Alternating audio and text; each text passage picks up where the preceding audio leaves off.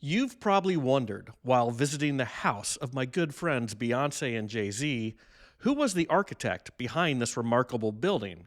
Well, he's the only architect to win all four of architecture's major prizes, including the Pritzker in 1995. He designed a building in Fort Worth, Texas, that completely opened my eyes as to what modern architecture could be.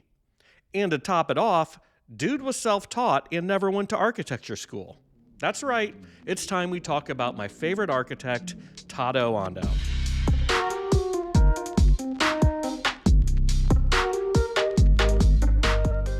Art and architecture lovers, welcome back to the channel. My name is Christopher West, and this is the place where we talk all things modern and contemporary art and design. And I'm here to tell you that about 21 years ago, I saw a building that changed the way I thought about, well, buildings. I was in Fort Worth, Texas, visiting my sister, and I wanted to go see some art. And I stumbled across this.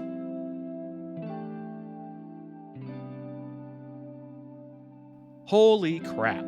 I had never seen anything like it in my life. Sure, I appreciated a good building. The Kevin Roche designed pyramids on the north side of my hometown were cool. And I loved visiting the skyscrapers of Chicago while growing up. But this was next level architecture, and after picking my jaw up off of the floor, I immediately ran to the museum gift shop to see if they had more information. They did. I bought a DVD all about the building. Now, I can't find it, nor do I have a DVD player, so here we are. The architect is Tadao Ando. He was born in 1941 in Japan and didn't take the traditional path to architecture. His first introduction to modernism was as a teenager, when he found a book on Le Corbusier in a used bookstore. He couldn't afford it, so he saved for a month and read it over and over. He would recall that he traced every drawing until the pages turned black. Corbusier was one of the pioneers of modernism. He's known for his clean, pure, geometric forms, open spaces, and concrete. And you'll soon notice when we talk about Ando the architect, those same words can apply. Ando would soon move on from studying architecture in a book to experiencing it in person. It was the late 1950s, when visiting Tokyo, that he came upon the Imperial Hotel, which was designed by an architect he had never heard of, Frank Lloyd Wright. And I think Ando had the same reaction to this building that I had when I first saw a building by Ando. He was overwhelmed by the immense beauty and the richness of the space. He would say that he was shocked yet intrigued to know that architecture could induce a feeling akin to exploring a whole new world. And this impact that Wright had on Ando makes perfect sense. One of Wright's influences was a sparseness of traditional Japanese architecture. So while Wright's building was new and exciting to the young teenager, it was also oddly familiar.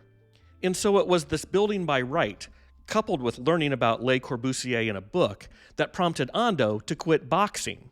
Did I forget to mention he was training to be a boxer? But he gave up on that and started traveling, all over Asia and all over Europe, to experience modernism in person. And my guess is, if you're watching this video, like Tadao Ando, you like to learn. And that's why I'm super excited about today's sponsor, Skillshare. Personally, I've been wanting to increase my graphic design skills because apparently I make like the worst YouTube thumbnails ever. But with Skillshare's Learning Pass, they are really helping me up my design game, with literally thousands of videos. If you're into architecture or architects and want to try your hand at making some 3D renderings in a program like SketchUp, you can do that here. Or if you think there's an artist inside of you that's just never been allowed to break free, try their classes on watercolors or oil paintings. And it's not just art and design. There are tons of categories you can dive into. Everything from business and marketing to music and cooking. It's the largest online learning community made by creatives for creatives. And they offer so much to anyone looking to take their career, their hobby, their passion, even their side hustle, to the next level. The first 500 people to use the link in my description will get a 1-month free trial to Skillshare. So, let's get started. Thank you to Skillshare for being an early sponsor of this channel. You guys rock. So Ando would take what he learned through these travels and life experiences and open his own firm in 1968. Some of his earliest projects were residential houses in Japan, and he wanted his houses to be a retreat from the often chaotic urban environments just outside. Many of these earlier houses had no exterior-facing windows. Rather, they looked inward, and we are introduced to many elements Ando would use throughout his career. The first is obviously concrete, but not concrete as something merely structural. This is concrete as a canvas, concrete as art. It forms the backdrop to two other elements associated with Ando's work, elements that usually aren't said in the same sentence as concrete: nature and light. A Zuma house is basically made up of three separate volumes, two enclosed spaces at each end with an open courtyard in the middle. This helps transform the house into something that is both a respite from the outside world while simultaneously embracing the nature we need to keep our sanity while living in a city. The word you most often hear associated with Ando's houses is sanctuary, so it makes perfect sense that his architectural language would easily translate to a place of worship. And you can't talk about Ando without talking about the Church of the Light, probably his most famous work. Ando wasn't Christian, but he saw in Christianity many of the same Zen principles he grew up with: peace and hope, and of course, light.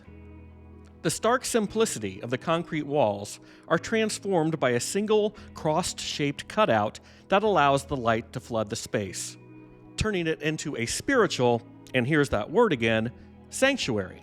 Ando's first major public commission on U.S. soil was in St. Louis at the Pulitzer Arts Foundation. And you might recognize this space from a prior video I did on the designer Scott Burton. Although I would give anything to live in an Ando house, I think these museum buildings are where he shines the brightest. The interior spaces basically lead you on a journey that becomes the perfect backdrop to tell a story. There are moments that are awe-inspiring, and moments perfect for quiet reflection. Can you think of a better spot to look at a painting or walk around a sculpture? I can pretty much only think of one, and that's another museum in the American Southwest. It's the Fort Worth Modern, Texas's oldest museum, and basically, it's the Pulitzer Foundation building on steroids.